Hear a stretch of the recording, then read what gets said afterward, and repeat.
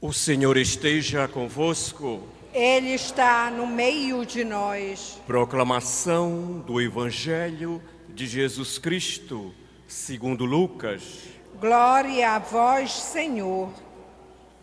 Naquele tempo, o anjo Gabriel foi enviado por Deus a uma cidade da Galileia chamada Nazaré, a uma virgem prometida em casamento a um homem chamado José. Ele era descendente de Davi e o nome da virgem era Maria. O anjo entrou onde ele estava e disse: Alegra-te, cheia de graça, o Senhor está contigo. Maria ficou perturbada com estas palavras e começou a pensar: qual seria o significado da saudação? O anjo então disse-lhe: Não tenhas medo, Maria, porque encontrastes graça diante de Deus. Eis que conceberás e darás à luz um filho, a quem porás o nome de Jesus. Ele será grande, será chamado Filho do Altíssimo, e o Senhor Deus lhe dará o trono de seu pai Davi. Ele reinará para sempre sobre os descendentes de Jacó, e o seu reino não terá fim.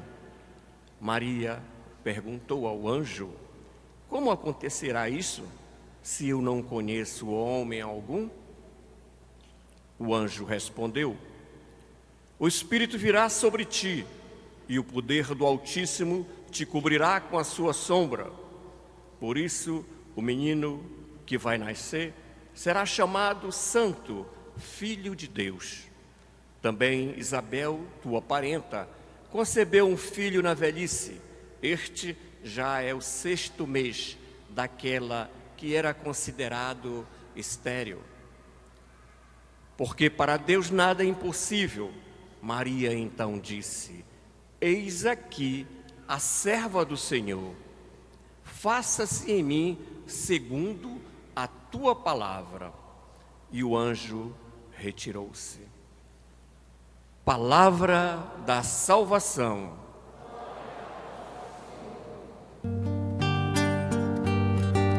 Aleluia, aleluia, aleluia, aleluia, aleluia, aleluia.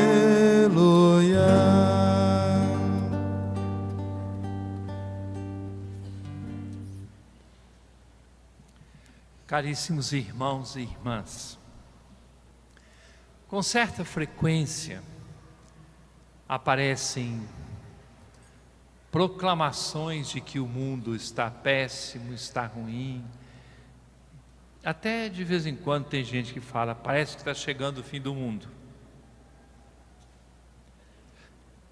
Sempre aparecem profetas de destruições, de catástrofes, que vão tantas vezes além daquilo que efetivamente acontece.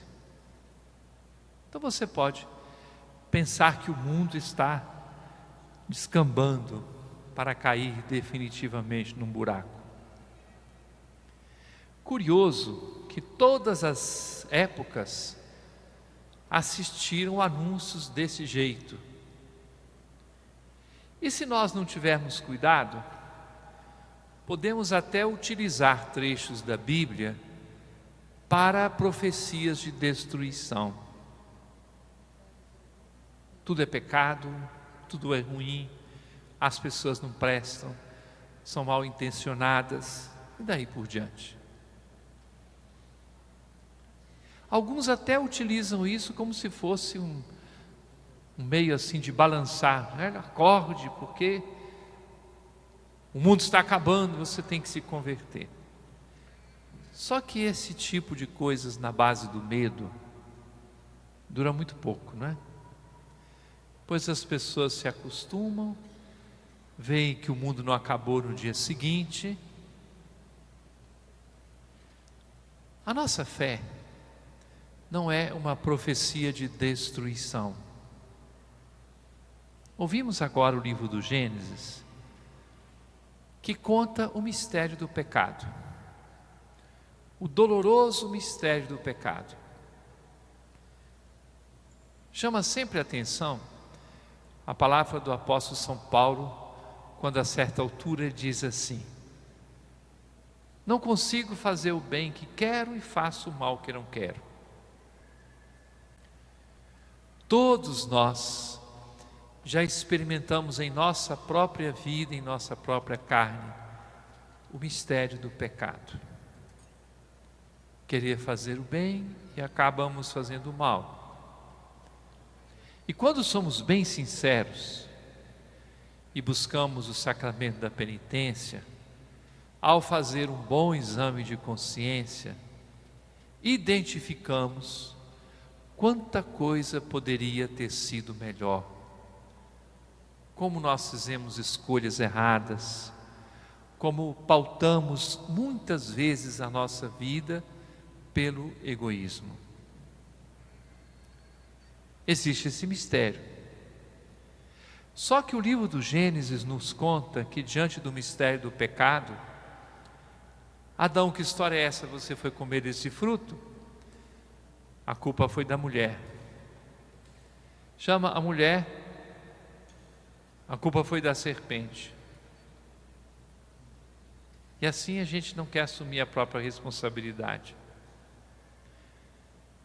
O que se segue a esse texto é até muito doloroso, né? Dizendo essa separação entre o sonho bonito do paraíso e a realidade da terra, a luta para cuidar da natureza e tudo isso. No entanto, a palavra de Deus põe ali a semente da esperança. Porém, inimizade entre ti e a mulher e entre a tua descendência e a dela. E se nós vamos à segunda leitura de hoje da carta de São Paulo aos Efésios, há uma palavra altamente esperançosa. Deus nos escolheu em Cristo, desde toda a eternidade, para sermos santos e imaculados no amor. A história da humanidade não é um descambar no buraco ou num barranco. A história da humanidade é uma subida feita de esperança. Essa é a compreensão cristã da vida.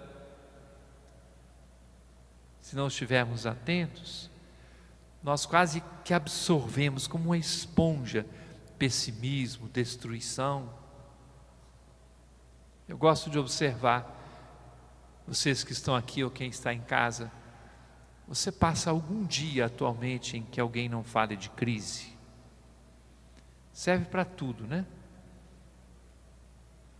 Tudo a gente dá desculpa de crise. Uma vida cristã autêntica não fica proclamando crise, destruição, mas ela anuncia a esperança. Deus nos escolheu em Cristo para sermos santos e imaculados a seus olhos no amor. A história da humanidade, olha a palavra que eu vou usar agora, que ela é importante para nós, é uma história de salvação e não de destruição. História de salvação. E a igreja, na festa que já celebramos hoje, porque essa missa já é de preceito do dia santo de amanhã, nos coloca Nossa Senhora, a Imaculada Conceição. Aquilo que ela é em previsão dos méritos de Cristo, como ouvimos agora mesmo, nós todos somos chamados a ser. E no batismo, a vitória contra o pecado e contra o mal foi plantada em nós. Mas Nossa Senhora é esta referência importante. A Imaculada Conceição, aquela que realiza a inimizade com a maldade, que a primeira leitura de hoje nos mostrava. A inimizade entre a descendência da serpente, lembrando a maldade, o pecado, e a descendência da mulher,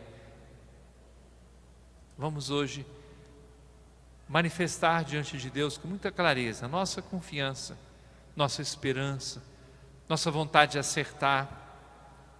E podemos tirar muitas consequências.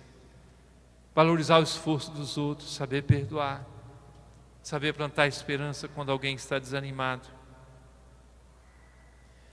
Eu termino dizendo que a diretoria do Sírio que assume hoje, se tem uma coisa que é sinal de esperança, se chama Sírio de Nazaré, né?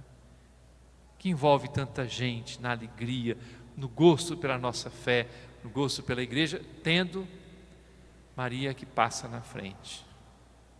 Queremos pedir a Nosso Senhor esta graça de sermos fiéis à grandeza da esperança que foi plantada em nosso coração.